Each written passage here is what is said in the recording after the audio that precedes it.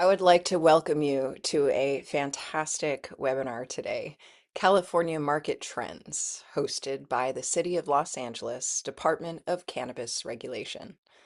My name is Dale Sky Jones, and I am the Chancellor of Oaksterdam University, the first and longest running quality training institution for the cannabis industry. I'm excited to be your moderator today. And we are all here today because the Department of Cannabis Regulation has provided the Business Licensing and Compliance Assistance, or BLC, program to assist equity entrepreneurs in the city of Los Angeles with obtaining a commercial cannabis license and operating a successful cannabis business. Please visit cannabis.lacity.gov for more announcements on the ever-improving BLC program moving into 2026 for live webinars with different subjects and subject matter experts, checklists, worksheets, and other management tools that you can download and use, as well as links for accessing expert consultants in the BLC coaching program. This connects applicants and business owners who are equity approved with seasoned cannabis subject matter experts. And I'll drop a link in the chat in just a moment for you to sign up for these coaching services. Also, you will find self-directed online education on important topics related to running a successful cannabis business through the BLC's Learning Management System, which is usually called the LMS. As part of the city's social equity program, DCR has launched this BLC LMS portal where you can access recorded webinars, online courses, and digital resources made especially for social equity entrepreneurs and licensees, as well as applicants. I highly recommend that you take these courses and explore the LMS if you have not done so already. Now, before we get started, let's take a moment to review some housekeeping rules. Please note that this webinar is being recorded and can be viewed after the editing process on DCR's website in the LMS I just mentioned. You will be muted with cameras off for the duration of this webinar. That means your camera and audio functions will not be available during this session. However, you will be able to see and hear all of the experts, and if for any reason you can't, just put your question in the chat so we can try to troubleshoot for you. There is an open chat box where you can interact with one another for networking or commenting on the information. Please do use caution when sharing personal information in a public forum and keep your questions focused on today's topic. Please ask questions about today's subject matter in the Q&A box. We are gathering and responding to your questions throughout the presentation, and I will ask the questions as you put them in when it's appropriate to interrupt, or we will have a dedicated Q&A session in the last few minutes of today's webinar in order to address all of the questions. You are encouraged to utilize the Q&A box at the bottom of your Zoom screen. And if you use the Q&A box for questions, everyone can see the answers to your questions as well. So please do get interactive. If you have a question, many other folks likely do too, and so we really appreciate you being interactive in this webinar. And finally, please note that today's content was not created by the Department of Cannabis Regulation or the City of Los Angeles, and it is for informational purposes only. This information is subject to change and does not replace or supersede the Los Angeles Municipal Code, nor constitute legal advice. If you have specific questions outside of today's topic, please call 213-978-0738 during business hours, Monday through Thursday, 10 a.m. to 4 p.m. Pacific, to speak to a DCR representative. Now it is my esteemed pleasure to introduce today's subject matter expert, Mr. Hirsch Jain. Hirsch is the founder of Ananda Strategy, which advises leading cannabis brands, retailers, ancillary technology businesses, and venture capital funds in the United States. Ananda works with many of California's leading cannabis operators, helping lead their expansion strategy, competitive licensing efforts, and merger and acquisition activity within California.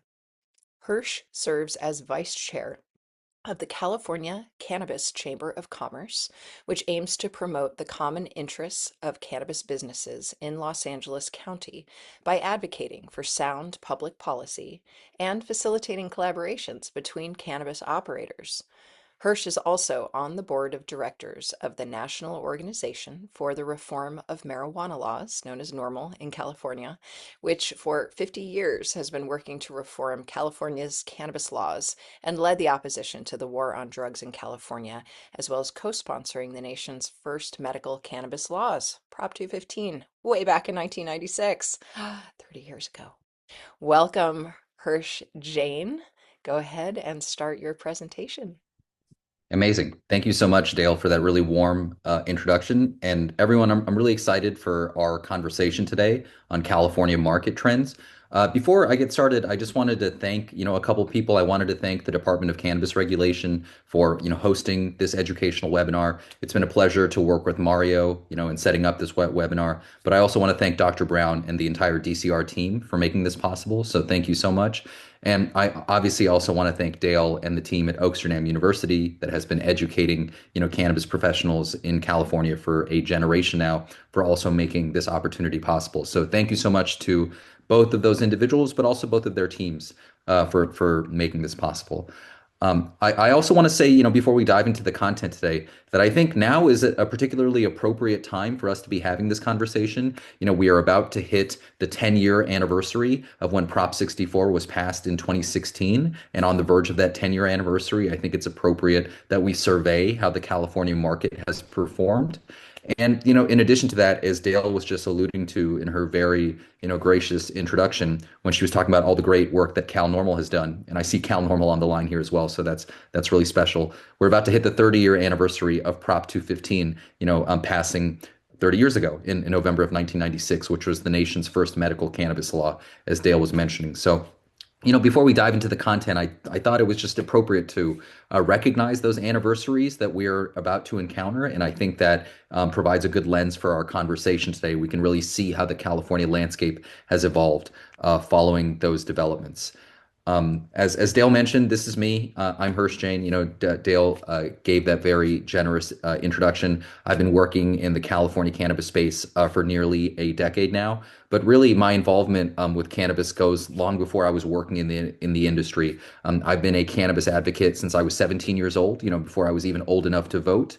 When I was an undergraduate at UC Berkeley, I helped lead the cannabis division of the Public Defender's Office that would, defend students that were accused of sort of minor cannabis violations by the university.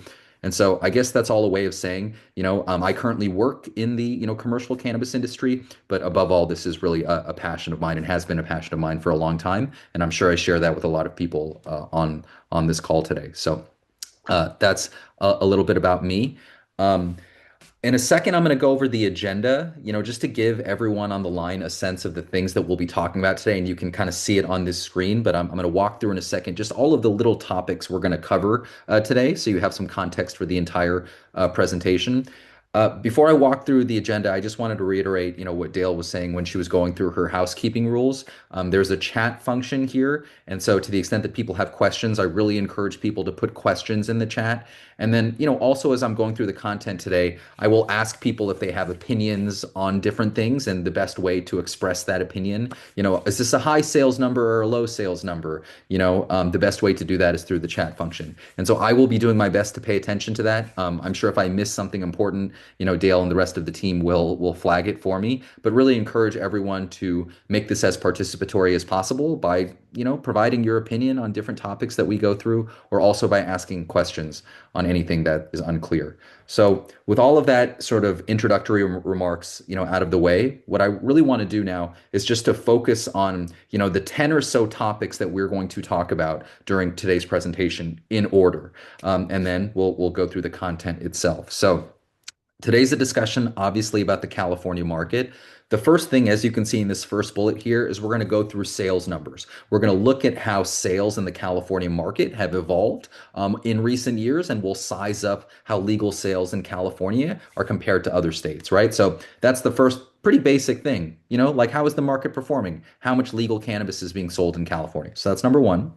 Number two, we're going to be talking about form factors. What I really want to communicate to everyone is, what are the form factors that are that are popular amongst California cannabis consumers? And we're really going to explore, how the preferences that people have for different forms of cannabis, have evolved over time. So that's number two.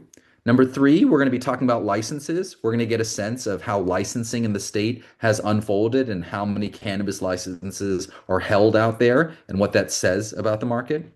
Number four, we're going to be talking about seed to sale tracking. And I think this is likely a topic that many folks on the line are already very familiar with, but we're going to explore, the system that we have in California for tracking cannabis through the supply chain. And we're also going to explore some recent legal developments regarding that seed to sale tracking system, which I think is really important for everyone on this, line who's going to be engaged in a cannabis business to understand.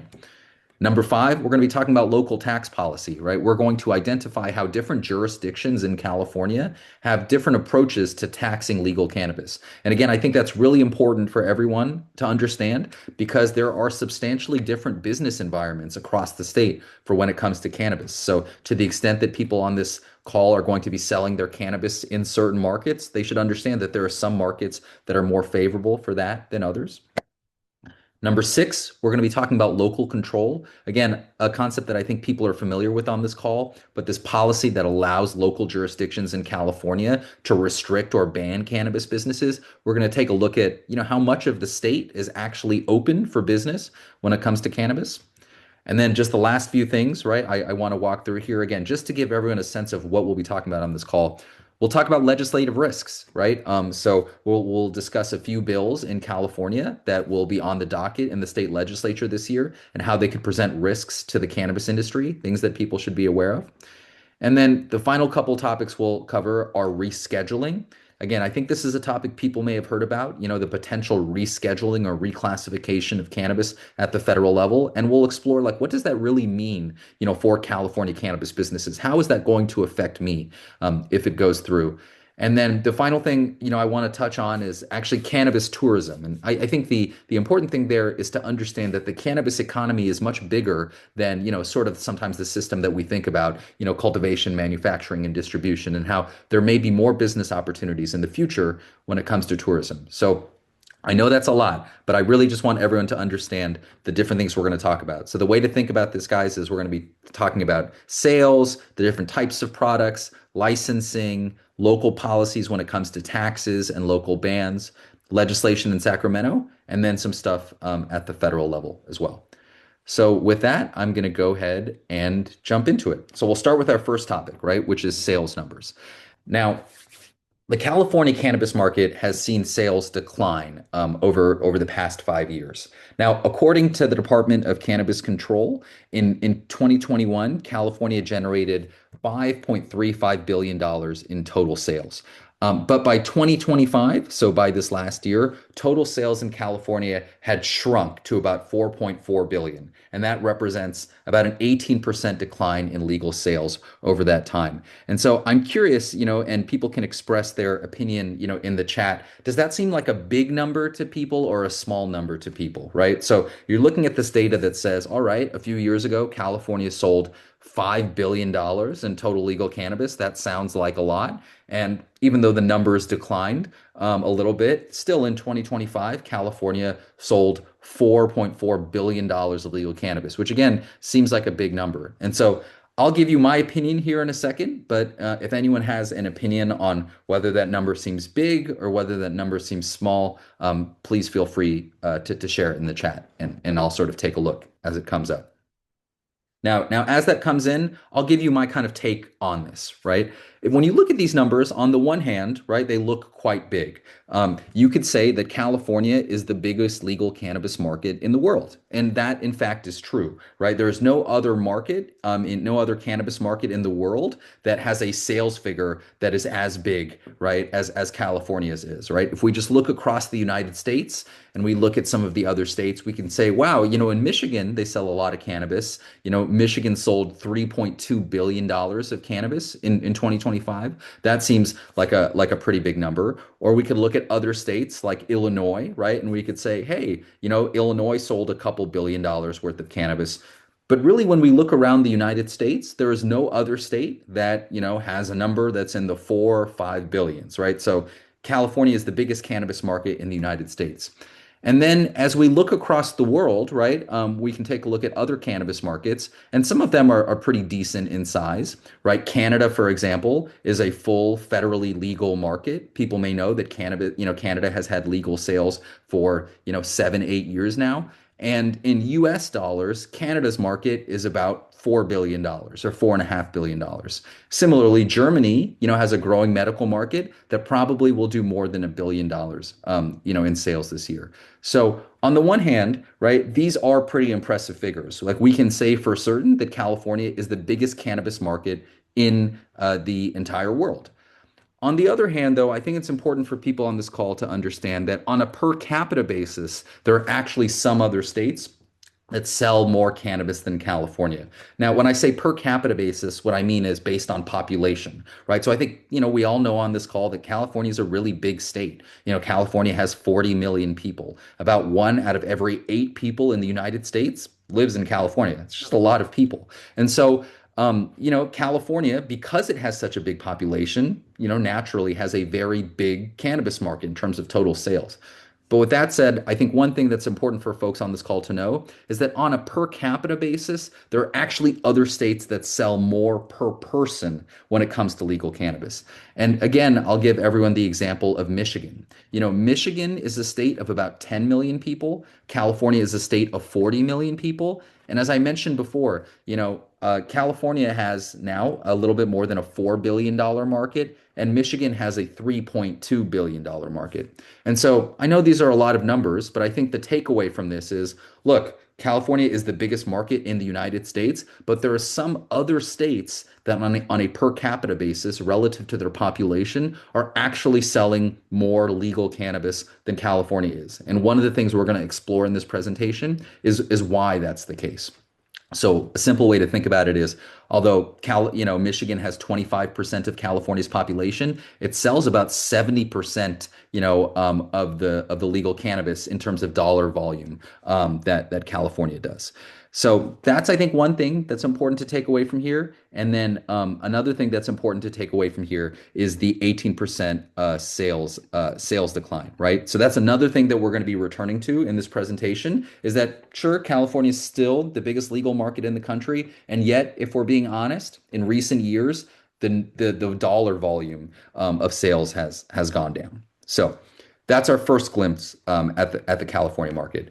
And now, I want everyone to take a look at this at a little bit more of a granular level, right? So I just told you, hey, the cannabis sales in California have declined, right, from 2021 to 2025. And so here I want people to get a sense of what that looks like on a monthly basis, right? And so I think if you look at this chart, if you look at the x-axis of this chart, those are years, right? So starting from the year 2020 on the right side all the way to the year 2025. And then if you look at the y-axis, here, that's the month, right? It shows the amount of cannabis that has been sold by month in California. And what I would love everyone to pay attention to is pay attention to the year 2021, right? So if you look at the year 2021 in California, I think everyone can see here that almost every month in the year 2021, California did more than $400 million in sales a month, except for February, which was kind of a short month, as we all know, right? So just a quick glance at these figures on a monthly basis, you say to yourself, wow, okay, so back in 2021, California was selling more than $400 million of cannabis each month. And look, in some months it got pretty high, in some months it got, close to 500 if we look at April of 2021, for example, right? Which is probably the high watermark when it comes to sales. And then I want everyone to, just move your eyes a little bit left, right? And just slowly see how those numbers have changed over time, right? Look at how those numbers have changed in 2022, 2023, 2024, and 2025. And I think you guys, if you look at this chart, you'll see that in the year 2025, there's actually no month in the year 2025 when more than $400 million of sales occurred, right? So really, I think you see the pattern unfolding as you move left on this chart. And really, the stark comparison is when you compare the year 2025 and 2021. And in a second here, I'm going to ask if anyone has any ideas about why that sales decline has occurred. And there's no one right answer. I think there's a few different answers here. But I'm just going to think on that for a second, right? And again, as you can see in 2021, we have some of the highest sales, and then in 2025, we have sales dipping below $400 million dollars. And so, in a second, am just going to give you some of the reasons why this sales decline occurred. But if anyone has, any hypotheses that they want to share, definitely open to them. But I'll start with my stated reasons.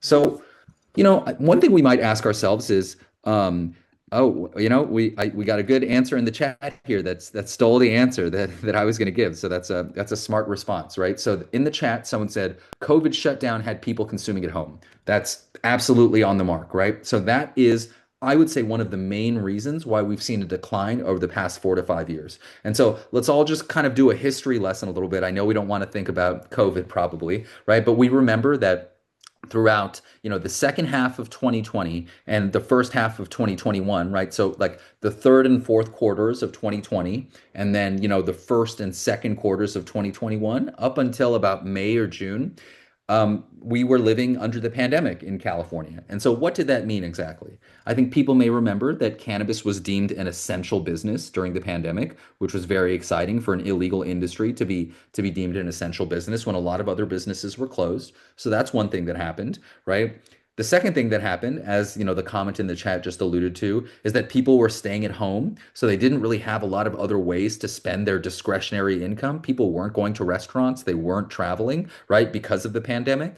And then the other thing that was happening is that the government was giving out money to people, right, because of the pandemic emergency. And so I think all of those factors taken together explain why cannabis had its big boom, right, in 2021. And again, as the comment in the chat mentioned, it was because cannabis was deemed an essential business. There wasn't really any other opportunities for people to use their discretionary income, and people were receiving money from the government, which they generally, or much of it, was spent on cannabis. So that's, I think, a really important lesson for everyone on this call to kind of take home, right? The California market has kind of been in decline since 2021, and that's one of the reasons why. But I'll give you a couple other reasons why sales have declined over the past couple of years. And we got another of those good reasons in the chat, right? So one other person in the chat just said that the proliferation of intoxicating hemp products, right, has threatened legal sales in California, and I think that's absolutely the case. And for those that don't know, there has been a proliferation of what are called hemp products in this country that are actually federally legal under the 2018 Farm Bill, but a lot of those products have been manipulated to become intoxicating, right? And so as a result of that, people have been purchasing, cannabinoid products that in some ways give you a similar, psychoactive effect without having the burden of going through like a legal dispensary, right, and paying taxes. And so that's another thing that has occurred, right? Those products really started to proliferate in 2021 and onwards. And then two other reasons I'll give you, because I think it's really important to understand, when we say the market's declining, why is it happening exactly? Two other reasons I'll give you. One is what we call price compression or price normalization, right? And so if you compare 2021 to 2025, it could be the case that people are consuming and buying similar units of cannabis, but maybe that eighth that used to cost $35 now costs $25, right? Maybe that vape pen that used to cost $30 now costs $20. And so that's one of the lenses through which you can look at these declining sales figures, right? Which is the fact that prices have gone down. And then the final one I think it's important for people to be aware of is that, in 2021, there was only 11 states in this country that had legal cannabis. In the year 2025, there's 24 states in the country that have legal cannabis. So this is something that Colorado has experienced as well. Some of these early states to allow legal cannabis were the beneficiary of a lot of what we call cannabis tourism, where people who can't buy cannabis in their own state, have started to buy it in other states. And that has become become less and less of a phenomenon now than it was before, right? So a way of thinking about it is, let's just say you live in like Arizona or New Mexico, right? Those are states, for example, that are not that far from California that started legal sales in the years 2021, 2022, and so that has probably impacted things as well. So so far, we've looked at how sales in California have declined, and we've kind of explored some of the reasons why, right? We just went through three or four of them. And I think it's important to understand that, these sales declines have persisted, right, throughout 2025. So they really haven't stopped. And so, here is a headline from the SF Gate, and you can see the date here is, June of 2025. So in June of 2025, SF Gate reported that, the California cannabis market in the first quarter of 2025, right, so just a few months before, saw the biggest decline in sales that it had seen in history, right? And so I think that shows you that this is a problem that we are still dealing with. And here are some of the reasons that were cited in this article, right? And so, what the article noted, as I just said, is that, we had the biggest sales drop in history, an 11% decline in sales, right? And so now we see quarterly sales in that first quarter getting down to close to just over $1 billion. And, in addition to the reasons that we were just talking about for the sales decline, the experts in the article cited some of the burdens that California cannabis businesses face that I think everybody needs to be aware of, right? So one is taxes, right? Two are a high regulatory burden that is expensive to comply with. And three is competition from the illicit market. And so I think it's very important that everyone on this call understands that if you're going to participate in the legal cannabis market in California, there are some challenges, right, that we're going to face. And I would say, again, those challenges are an illegal market that is very, very robust, taxes, which are quite high, and we're going to talk more about taxes here in just one second, and also a high regulatory burden. And so, just sticking on taxes, right? I think we'll see here in a second. I think people intuitively understand that the higher taxes are on legal cannabis, the more people are going to buy cannabis illegally. It just kind of makes sense, right? The more that you tax any product, the more that people are going to look for cheaper alternatives. But in a second, we're going to explore the most recent tax increase in California and whether it taught us anything about how this impacts the legal market. So just park that for a second because we're going to do a deep dive on that specific tax issue in a second. But the final thing that I wanted to note is what the Department of Cannabis Control's sort of perception of these declining sales. And I think what they're saying here is true, right? What the Department of Cannabis Control said in that article that I just showed you a picture of that came out in June of 2025 is like, yes, revenue figures are going down. But the sales volume, the number of units being sold, right, and the production of legal cannabis are still growing. And so I think we have to acknowledge that as well, even though there's a decline in sales, right? The unit volumes, have still remained steady. People are buying the same amount of weed legally, but they're just buying it for cheaper. But at the same time, that's probably not much comfort to a business owner, right, who is now having to sell products for 30% less than they were able to sell products for a few years ago. So it's a complicated issue, but I think it's important to see both sides of the issue. Now, let's talk about taxes a little bit more. So this is a chart that Cal NORML put together, which I think is incredibly helpful. And if you work in California cannabis, you've probably seen this chart a lot, before, because I think it really clearly illustrates the tax situation in California. So again, thank you to Cal NORML for putting this great graphic together. And I think what I take away from, this chart is just like, look, right here you have cannabis compared to all of these other products that, look, whether, we like to consume them or not, are just much more dangerous than cannabis. You see alcohol products there on the left and then tobacco products, right? These are products that are thought of as vice products, right? And that just very objectively lead to all kinds of public health problems. And yet we can see that a half-gram cannabis joint in California is taxed at not just a little bit more, guys, but like sometimes like 10 times, 15 times, 20 times more than some of these other products on the left here. And so what I take away from this chart are, number one, taxes on legal cannabis products are way too high. Number two, it's just kind of ludicrous how much higher they are than all of these other kind of vice products. Again, compare $1.10 in taxes to 14 cents or 4 cents and 8 cents or 2 cents, right? But finally, this kind of confirms for us that, at least based on their tax policy, the California state government still sees cannabis as a vice, right? I mean, there's no way that you can look at this and not say that a vice tax is being imposed on cannabis. And so that goes a long way to explaining why California has not reached its full potential as a legal cannabis market. And so this is another article that I wanted to show you that showed that these challenges have persisted, right? And so if you look closely at the slide, you'll see this is an Marijuana Business Daily article from December 8th of 2025. So that was only what, like a month and a half ago. And what just if you read the headline of the article, it says California cannabis sales tumbled after tax hike, data shows, right? And so this gets to what I was talking about before, right? About the relationship between taxes and the legal market. And so I'm sure most people on this call know, but what happened last year on July 1st of last year is that the state excise tax in California was increased from 15 to 19%, right? So an already very high tax burden was increased even more.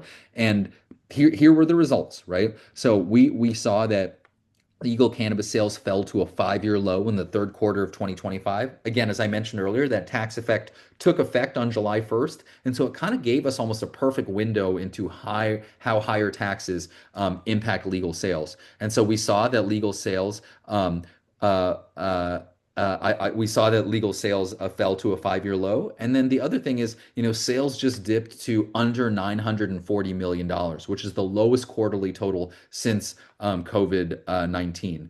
And so, the basic takeaway there is that, the tax hike hurt an already heavily taxed market. And so basically, the California legal market was already struggling, but the third quarter of 2025 gave us a window into how increasing the tax burden a little bit more, right, led to further declining sales. And I want everyone on this call to really remember that, because the next time you hear a policymaker proposing that we should raise taxes on legal cannabis to fund X or Y initiative, it's important to understand the basic laws of economics, that if you increase taxes, you will just push more people to the illegal market. And I don't think there's any better example of that than what we saw this past quarter. So that's sort of the first section, right? Which is the declining sales.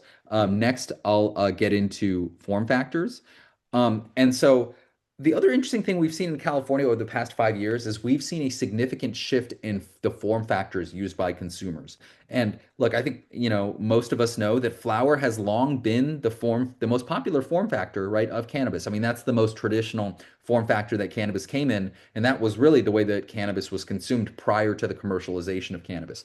But I want everyone to take a look at this data and how the categories for cannabis consumption have changed over time, right? And specifically, I think that the really the important ones are these top three lines here, right? So first, look at flower. Back in 2021, flower comprised 42% of sales by dollar volume in California. So that means that 42 cents out of every dollar that were spent on legal weed in California in 2021 were spent to purchase flower.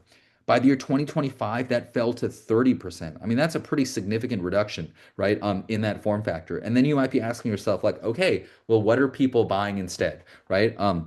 And in a second, I'll be curious to see if anyone in the chat has hypotheses about why people are moving from one form factor to the other. But if you look at the next two form factors, vape and pre-roll, that basically accounts for the decline in flower as a proportion of total sales, right? You can see I've highlighted in yellow here that vape went from 23 to 31%, right? And then pre-roll went from 12% to 17%, right? So basically a lot of those flower, a lot of that flower consumption was now being used to purchase vapes and pre-rolls. And I'm curious if I'm looking at some answers in the chat here.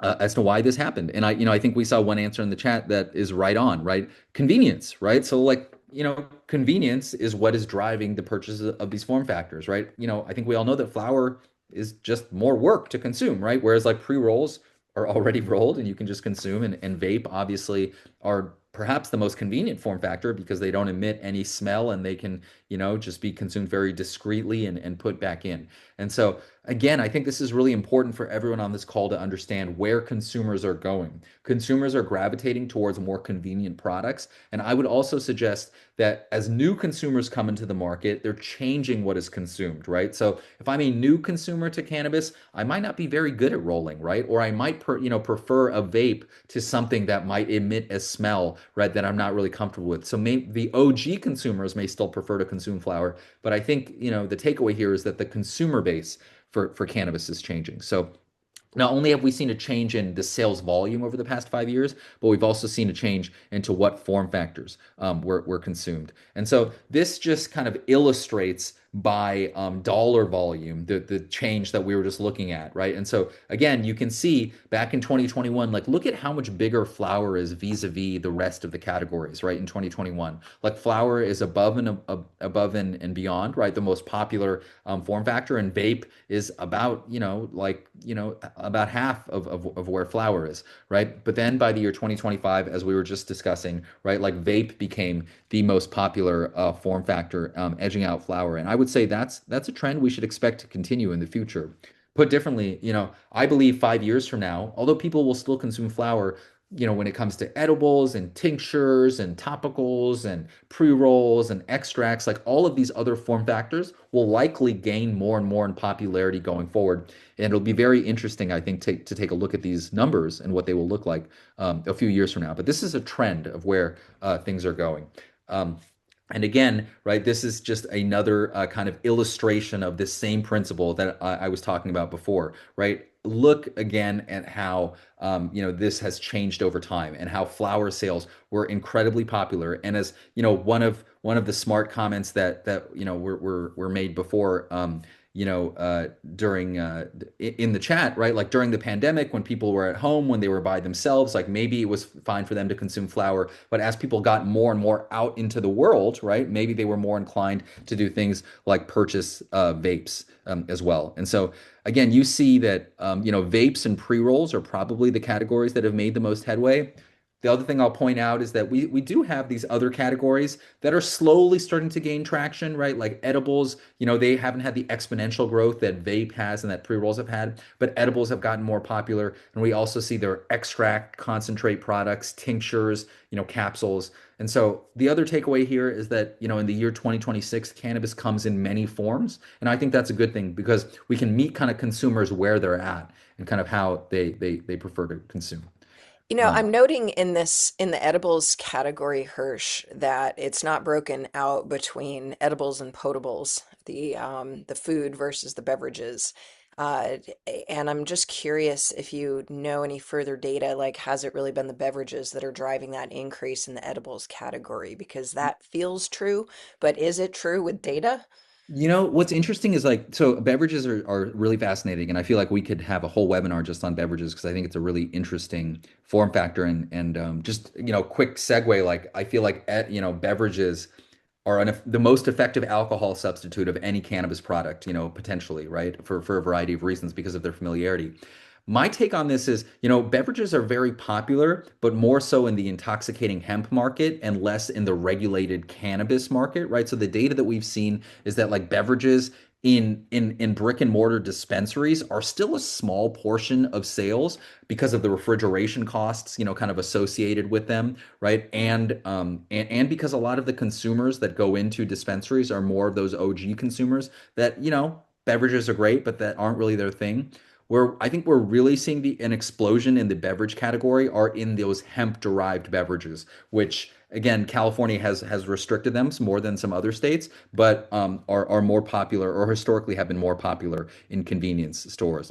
So I Well, and don't have that's that why I'm exact, hoping, yeah. like, if we can get those, now that people know they like them, can we get them through our state legal dispensaries? Because I know that there's a lot of folks that are like, duh, I really miss my beverage, and where can I find it? Totally. Yeah, I couldn't agree more. And I will say, I myself am not a beverage consumer, but the reason I think it's the most exciting form factor is that THC is still so deeply stigmatized in this country, but a lot of that is tied to the forms of its use. And it's really hard to criticize someone at a cocktail party who, while you are drinking your White Claw, is just drinking like a cannabis-based beverage, right? And I think, the standard line is like, my mom would drink a cannabis beverage, people say. And so I think it has a substantial destigmatizing effect. And Dale, I also think that people who try beverages will in the future be more inclined to try other form factors. It can be a good entry point for people in cannabis. So yeah, I would argue it's the most exciting form factor today, even if we haven't figured out yet how to properly incorporate it, I think, into dispensaries. Um, And it is impressive the different formulations that are out there these days, but the ability to be completely incognito with a beverage um, is definitely a strong talking point, and having a harm reduction technique and just an alternative, as you said, to alcohol. And then I'm also seeing a couple of messages that consumers might just simply be changing. They become parents, the odor of flower versus vape plays a factor. And also, the nanotechnology is making beverages more of an immediate option, like alcohol. Yes. Totally. Yeah. I think that last comment in particular I really agree with. Like that as this technology gets better for beverages, right? And like I'm not an emulsion chemist, but it sounds like we're getting better and better at that. That makes that form factor even more Yeah, appealing. indeed. So Because if you don't, then it sticks to the side of the glass, and doesn't necessarily your body. You miss most of it. So right. definitely, this is a fat soluble substance, friend. So if you don't, then the nanotechnology is how to get around the fat solubility. It is also important to educate your consumers because the effects can hit them faster, and you definitely need to be cautious about operating heavy machinery or driving a vehicle. Do not Totally. do it. Absolutely. Absolutely. Great comments, everyone. Thank you for all that feedback in the chat. That's awesome. So the next thing that I want to talk about is licensing. And so, one of the things that we've seen is that there has been a lot of licenses surrendered in California. I think it's important for us to be honest about that, right? There's a lot of people who started legal cannabis businesses who have chosen to surrender their licenses. And here I've spotlighted an SF Gate story from February of 2025, which is about a year ago, that talks about how the number of inactive and surrendered licenses, right, are now greater than the number of active licenses. So I think that reflects some of the challenges that still exist, kind of in the market. I think one of, not to put a bright spin on this, I think one of the bright aspects of that is that means that the value of these licenses has gone down. And so licensing can be less of a barrier than it was before. Like there was a time in 2019 and 2020 and 2021 where many of these licenses were trading at like a very expensive multiple, which is a barrier to entry to participation. So not trying to minimize the fact that we've seen a bunch of licenses surrendered because that is very much a fact. But I think it has led to an understanding that, a license is not a lottery ticket, right? And it can make participation a little bit more affordable for legal operators, right? And so this sort of spotlights some of the opinions that were expressed in the article. Again, more than 10,000 inactive licenses and only 8,000 active licenses.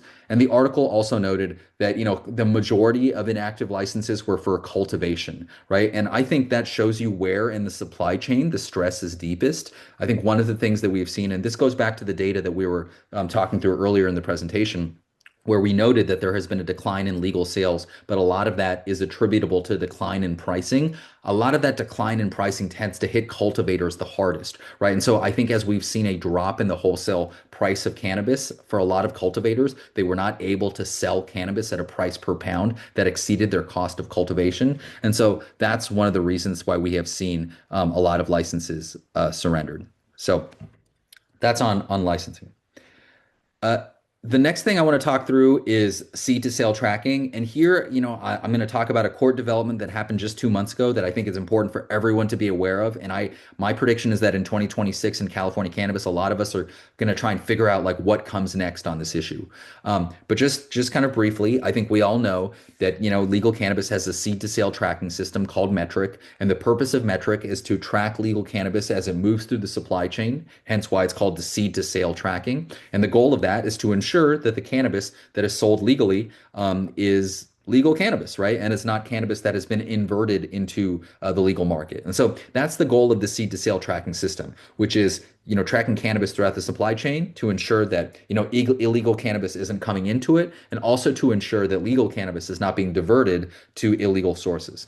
Now, this system has been, in place in California for a few years, and I think a lot of people on this call know that it's a pretty burdensome system. It's a system that is important, right? It's important to ensure that the supply chain is legal, but the cost to legal operators to comply with this system can be substantial. It's just in terms of personnel sometimes, the number of people that you need, right, to input the relevant data. And so I mention that because I think that has caused some consternation from a lot of California cannabis operators who are, looking at how expensive it has been for them to comply. And because of that, and because of some allegations, right, that this system isn't as foolproof as it should have been, there was a lawsuit filed by, a prominent California cannabis operator. And one of the, as this headline from SF Gate from what, a month and a half ago notes, right, to the surprise of many people in California cannabis, a court recently ruled against the Department of Cannabis Control, right, when it came to this track and trace system. And so let's explore what exactly happened there, right? What a court in Orange County found that, there was a state law that said that, in California, we have to prevent cannabis from, being diverted into the illegal market, as I just mentioned, right? And that there were deficiencies in this track and trace system, right? And so the court said that the track and trace system was legally required to flag suspicious activity to prevent that diversion into the illegal market, right? But the court said that Metric was not fulfilling that legal obligation to prevent diversion. So I bring this up because it's very timely. As you can see at the very bottom bullet here, there is a follow-up hearing on February 6th, and I encourage everyone who's watching this webinar to pay close attention to that February 6th follow-up hearing, where the court is going to give the state some direction about how to bring the metric system into compliance, right? So the summary here, everyone, is that, a month and a half ago, we got this surprise court decision that really said that Metric wasn't meeting the legal obligations that California set forth.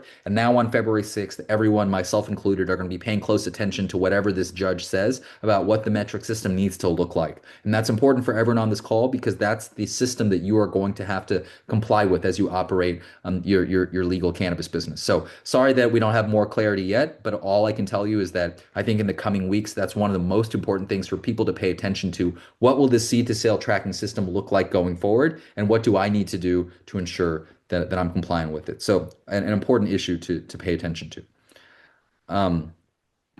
Next, I'm going to talk about local tax policy. And look, we don't have time on this call to go through, every city and how it taxes cannabis. But I think the important thing to note here, and here this is a graphic put together by Leafly. So I want to thank the Leafly team for publishing this data, right? What they did is they tried to publish data on like what is the all-in cost to you for $100 in pre-tax legal cannabis out the door, right? And so you can see that there are some cities that have close to a 40% effective tax burden, and then there are some cities that have a lower tax burden, right? That has a tax burden close to 20 or 25%. And I think the truth that this hits on everyone, as I'm sure you know, is that local cities in California have the latitude to set taxes however they want. Although all legal cannabis is subject to the state excise tax, which, as we were just discussing, was 15%.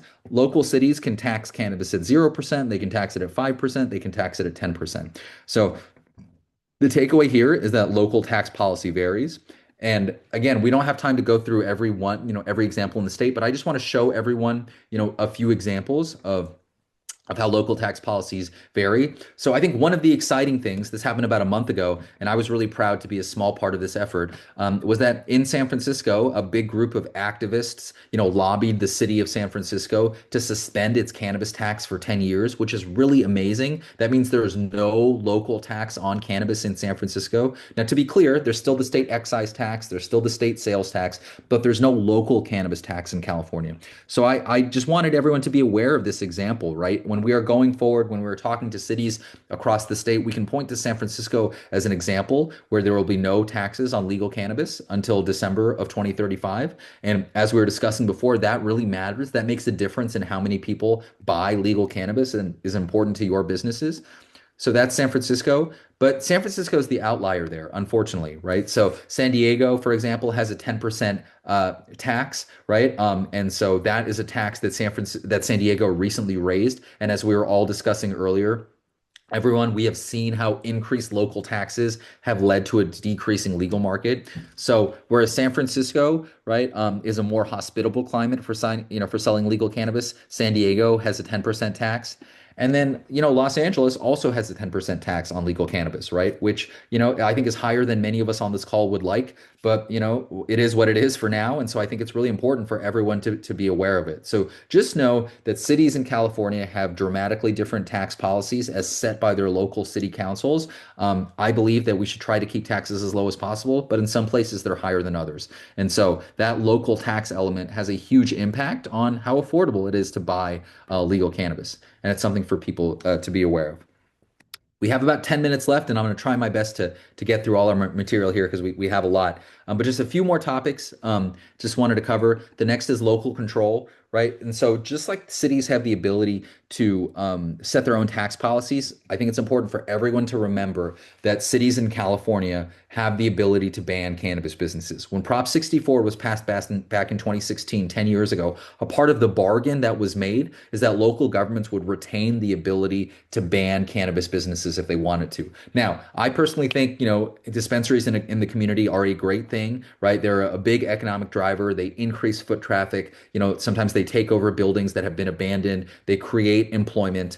So I think that the case is actually quite clear in that, the prohibition of cannabis businesses is still really based on stigma. But unfortunately, we're still living in a world, as you can see here, where about half the cities, in the state ban legal cannabis businesses. And, probably close to 60% of them, or about 55 to 60% of them, don't allow retail cannabis businesses, which are really important because that's the point of distribution for legal cannabis. And so if you think about what we were talking about at the very beginning of the presentation, when I was telling everyone, hey, 5 billion sounds like a big number, but why isn't it higher? This is one of the reasons the number isn't higher, because there's so many cities in this state that continue to ban legal cannabis businesses, which cedes that business to the illicit market. And so what I would say is, if there's any good that people on this call can do. I know, folks here are from LA, but maybe a lot of us grew up in different places. We can all get involved in local advocacy, and try to, push forward more cities in California to allow legal cannabis, right? That's something. I grew up in a town called Fremont in Northern California, and that has been a big project of mine, unsuccessful so far, but over the past few years, because the more cities that allow legal cannabis, the more outlets there are going to be for your products to be sold. And so I think it's in all of our interest to grow this market as much as possible. And a lot of that work is done not in Sacramento, but on the local level. So local control, really important for people to be aware of. And unfortunately, we're still not where we are when it comes to legal cannabis businesses. The next thing I want to point out is legislative risks, right? And so I think the point of this, we don't have time on this call to go through every potential cannabis bill that we'll see in 2026, but I just wanted to point out one bill, AB 762, that I know, California NORML has been working really hard on, and a lot of other folks on this call probably as well. This would be a bill that would ban disposable vapes in California. And really, the thinking here, everyone, is that disposable vapes create a lot of environmental damage. And so maybe we shouldn't allow disposable vapes. We should only allow 510, cartridge related vapes. But it's important for people to know 12% of the legal sales in California come from disposable vapes. And if you remember, just a few slides ago, we were talking through how vapes have gained immense popularity as a form factor in the past 5 years. A lot of those are single-use disposable vapes. Why? Because, as was, so appropriately pointed out in the chat earlier, convenience, right? It's an extremely convenient form factor. And so I bring this up for a couple of reasons. One, to the extent that anyone on this call is trying to build a meaningful business in disposable vapes, I think this is the type of bill that we need to pay close attention to. And I'm optimistic that with the right advocacy, we can prevent that bill from becoming law. But it's really important that we all get engaged. But I think the broader lesson, apart from this bill, is in this California cannabis industry, even though it has been a decade since cannabis was legalized, we will continue to fight fights, right, in the coming years to protect the legal cannabis industry against efforts to regulate or restrict it further. And so I think we all on this call, as business owners, as advocates, know that it's this issue is not a settled issue, and we will continue to need to advocate for a fair marketplace. And this is just one example of something that really threatens the marketplace in a serious way. Again, I just want to repeat that 12% of legal sales in California are from disposable vapes, which is a lot. And I see that, Cal NORML, I believe, just posted in the chat, their page where they're talking about their advocacy efforts and the input they're collecting on the bill. So I would encourage everyone to look in the chat, kind of click on that link and see how you can get involved. Um, we just have a few more minutes here. I'm going to cover a couple last topics, and then maybe we'll have time for a question or two. Um, so look, on this call, we've talked through a lot of the challenges that the California cannabis industry has faced, and I think it's important to be honest about that. But I think we also have to acknowledge a hopeful sign when we see one. So this next one is the issue of rescheduling. And look, we could do an entire webinar on rescheduling. It's such a complicated issue. I guess I just want to say a couple of things. One, people may know about a month ago, President Trump signed an executive order to expedite the rescheduling process from Schedule 1 to Schedule 3. So it's really been in the news a lot. I think if we're being fair, people should remember that this was a process that was initiated by President Biden, even though President Trump seems like he's now going to carry it over the finish line. Again, rescheduling is a really complex topic, but there's just two important things that I want to say about this. If cannabis is moved from a Schedule 1 to a Schedule 3 drug under the Controlled Substances Act, what that would mean is that the businesses in legal cannabis would have much more favorable federal tax treatment. I think people know that cannabis businesses are subject to 280E right now, which is a provision of the tax code that prevents legal cannabis businesses from claiming ordinary tax deductions.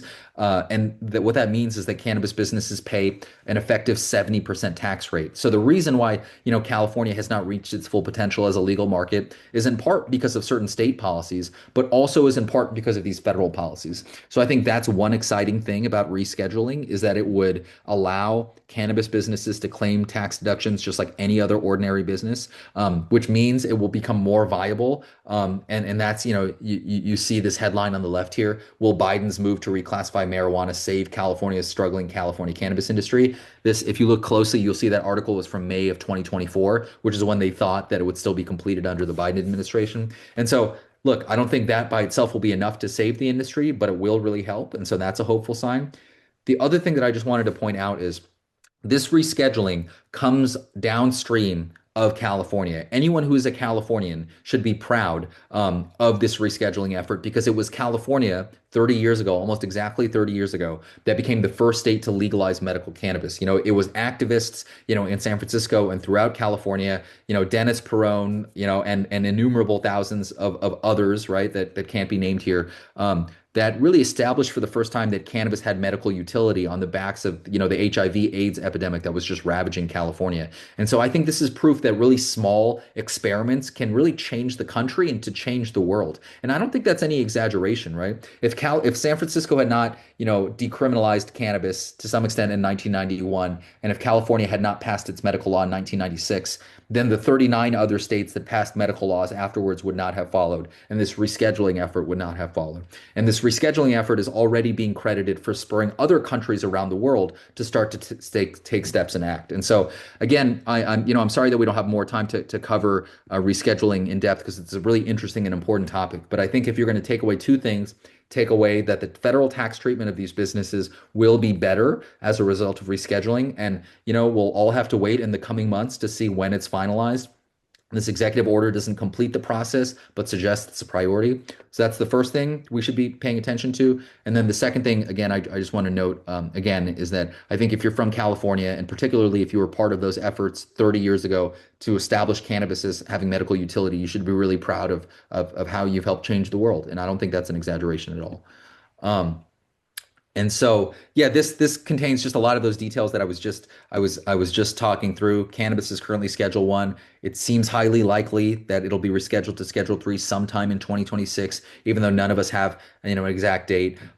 It would lower the federal tax burden on cannabis businesses. And then the final thing at the very bottom, I noted here, I think it can also prompt better policies at the local level in California, right? Like if I'm going to ban cannabis from my city, it's premised on the idea that cannabis is a vice. But once cannabis is recognized as having, medical utility by the federal government, it becomes a lot harder to make the claim that like I should be able to prevent people from reasonably accessing medicine in their own community. It becomes a lot harder to make the claim that we should overtax cannabis when it's viewed as a medicinal product. And so that's I think one of the other potential benefits of rescheduling. And then the final thing I just wanted to note here is this California cannabis tourism thing. And I know you might think like, hey, what does that have to do with what we're talking about before?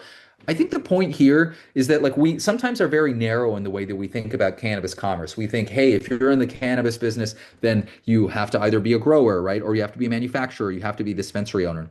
And maybe that was true before, but I don't think that's going to be true so much anymore. I think there will be ways to make money in cannabis beyond that seed to sale supply chain. And I think cannabis tourism is a great example of that. And I think there is nobody that is better situated than us in California to take advantage of that opportunity. So I guess what I mean by that, and here is the cannabis trail that has been put together by the California Cannabis Tourism Agencies and a number of counties across California that highlight historically significant and culturally relevant and hospitality associated businesses associated with cannabis, right? All across this state. And I know we're here talking about to a Southern California crowd, but a lot of it is a lot of that history comes from the Emerald Triangle, right? Obviously as well, even though LA has its own history.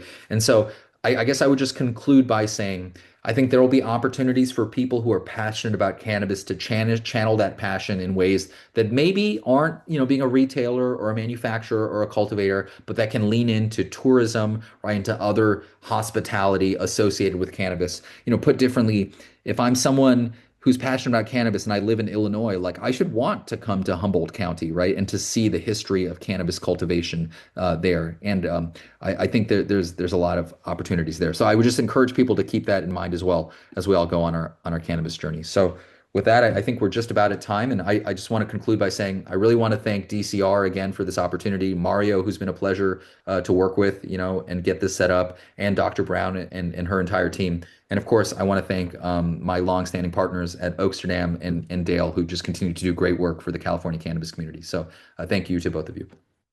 Thank you so much, Hirsch. And we do have well done coming in right at time. I want to invite if anybody does have questions, because the other thing that we're looking at with travel and tourism is there's about to be a whole heck of a lot of tourists and travelers to the Los Angeles greater area because of the upcoming World Cup in July, as well as 2028 Summer Olympics. And so it is really exciting to note that we have two opportunities. So here's your hit of hope, because I know watching all those arrows is that there are two opportunities to grow the market share, right? Number one, more local safe access. And as we destigmatize and more counties are switching over from dry to green, to kind of borrow from an old alcohol analogy. We had blue counties in places like Mississippi as late as 2018. So if you're starting to just do the math on how long it takes some places to crawl out of prohibition, it takes a while. However, county by county, locality by locality, we can grow the market in California and also be welcoming to our travelers and tourists.